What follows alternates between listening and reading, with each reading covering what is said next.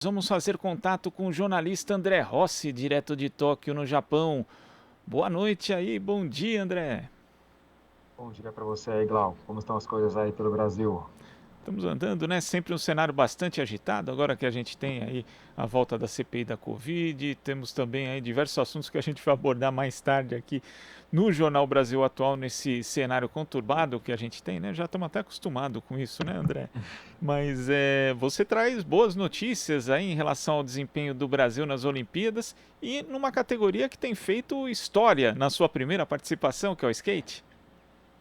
Pois é, né, Glauco? O skate, já comentamos aqui, né? Uma grata surpresa, né? Talvez para o grande público, tá realmente dando um espetáculo aqui em Tóquio, né? E a gente conseguiu mais uma medalha, né? Com o Pedro Barros, ele foi medalha de prata no parque, né? Naquela parece uma piscina que os caras andam, sobem, né? Dão uns pulos, manobram, tal, super radical. E ele conseguiu a medalha de prata, ficou em segundo lugar.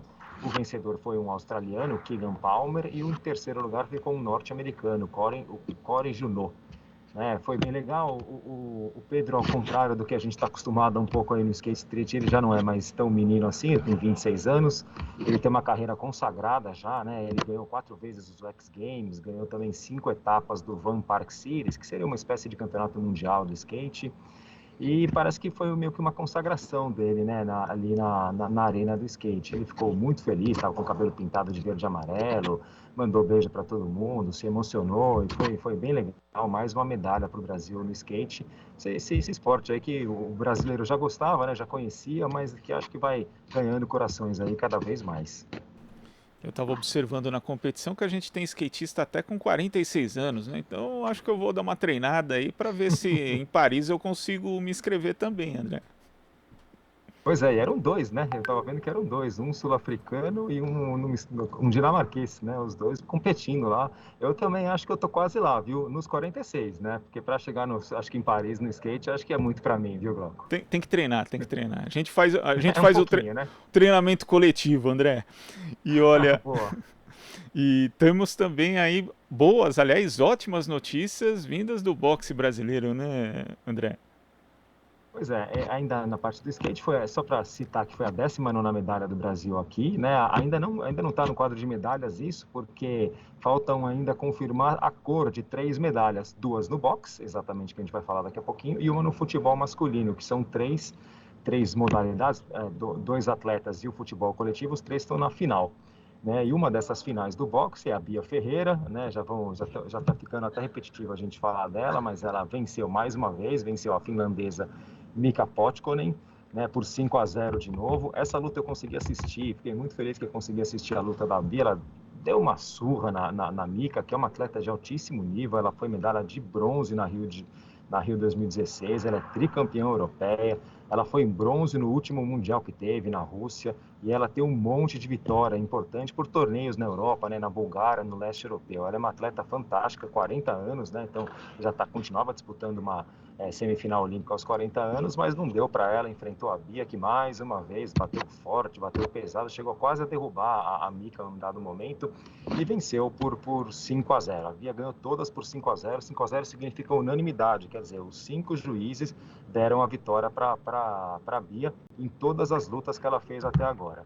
Ela está na final, né? Vai enfrentar agora a irlandesa Kelly Harrington, que é a presa da vez, vamos dizer assim, né, da Bia, né? Já teve a Rashida, já teve uma sul-coreana, agora é a Kelly Harrington, que elas ainda não se enfrentaram, nunca se enfrentaram. A Kelly, ela, em 2019, tinha uma lesão no pulso, então ela não competiu no Mundial, mas do anterior ela foi campeã, né? Ela é campeã mundial de 2018 e foi vice-campeã em 2016, só que em 2016 ela estava numa outra categoria, uma categoria acima.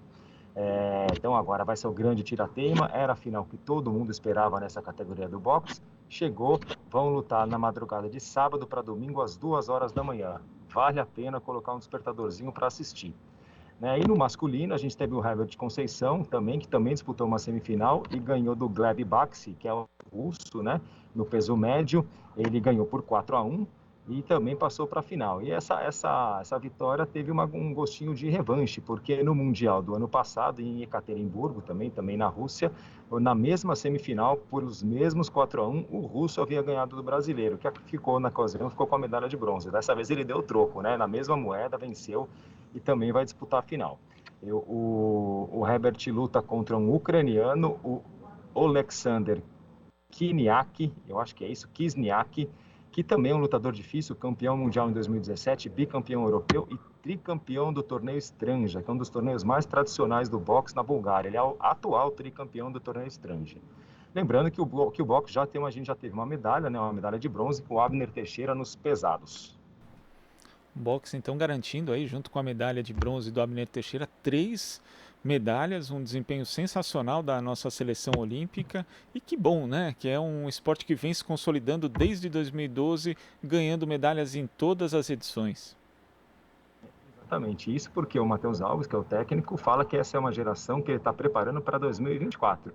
Então podemos esperar ainda, a Bia não, né? A Bia já é uma realidade, né? Ela já é um pouco mais velha, mas a turma inteira que vem aí, o Keno Marley, né? Mais umas meninas do feminino, é uma turma que ele está planejando para 2024, então a gente vai ter aí pelo menos mais uma safra para mais 1 ou 2 Jogos Olímpicos, com certeza. Eles fazem um trabalho muito bom lá, a comissão técnica do boxe, eu sempre gosto de elogiar.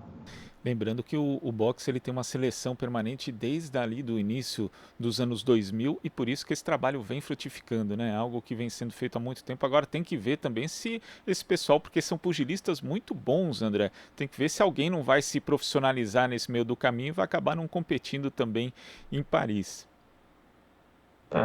Não tem segredo, né? Tem que dar condição para trabalho, tem que dar forma de trabalho, estrutura. Eles têm, não é nada espetacular que eles têm ótimas condições, né? Tem uma seleção permanente, eles participam, fazem intercâmbios em torneios fora, o Stranja é um deles, mas tem muitos outros que eles participam, e não é à toa, né? Não é à toa que depois de tanto tempo o boxe continua se mantendo bem, continua criando novos atletas aí, e o pessoal representando muito bem o Brasil, além de serem uns atletas muito legais, muito humildes. Eu sou fã da turma do boxe, não canso de falar. E ontem nós tivemos o atletismo. O Darlan Romani não conseguiu a medalha, mas saiu da competição com mais do que honroso 4º lugar, ainda mais pela trajetória dele recente, André. Mas eu assisti essa prova e o Ryan Krauser realmente é uma coisa impressionante. É um dos maiores atletas da atualidade e um dos maiores da história nessa modalidade. Ah, sem dúvida, né? A gente comentou uns dias atrás a respeito dos 400 metros com barreira, né? Que é uma das maiores provas, uma das finais do atletismo. Há quem diga que foi a maior, né? E essa prova do arremesso de peso também era muito forte, né? Com atletas muito fortes e foi muito poderosa. Foi muito boa a prova hoje, né? Uma competição muito boa. O Darlan ficou em quarto. Ele ficou muito chateado. Ele queria muito essa medalha. São 4 grandes atletas que tem nessa modalidade. No Mundial de Doha, no atletismo, foi mais ou menos a mesma coisa. Que é o Darlan, é um deles, né? Mas tem o Ryan Krauser, que realmente é um fenômeno. Ele é o único que joga acima de 23, né? Além dos 23 metros, ele é o recordista mundial. Hoje bateu o recorde olímpico em todos os arremessos que ele fez. Ele fez 6 arremessos e ele foi batendo o recorde antes de começar, né? Em todos eles foram acima. Logo o primeiro já bateu o recorde olímpico, depois no segundo bateu a própria marca que ele tinha acabado de fazer, e depois continuou, até que fez o último arremesso e venceu. Enfim, não tinha muito como não ser dele, né? O outro é norte-americano, o Joe Kovacs, também dos Estados Unidos, ficou com a medalha de prata, e o Thomas Walsh, que é o neozelandês, ficou com a medalha de bronze, que foi exatamente o mesmo pódio, exatamente não, desculpa, praticamente o mesmo pódio do Mundial de Doha, só foi invertido ali, né? Ali o Krauser milagrosamente não venceu, ficou em segundo lugar por 1 centímetro, né? Exatamente por 1 centímetro. E o Darlan ficou com o 4º lugar, é muito honroso mesmo, até porque ele teve muita dificuldade durante o treinamento. Ele teve problema relacionado à Covid-19 com as familiares dele, o irmão, a mãe ficaram muito ruins. Ele chegou a ser chamado pelos médicos para meio que se despedir do irmão. Graças a Deus o irmão se recuperou, a mãe também se recuperou. Mas ele pegou Covid, perdeu 10 quilos, né? Imagina perder 10 quilos numa competição que dessa, né?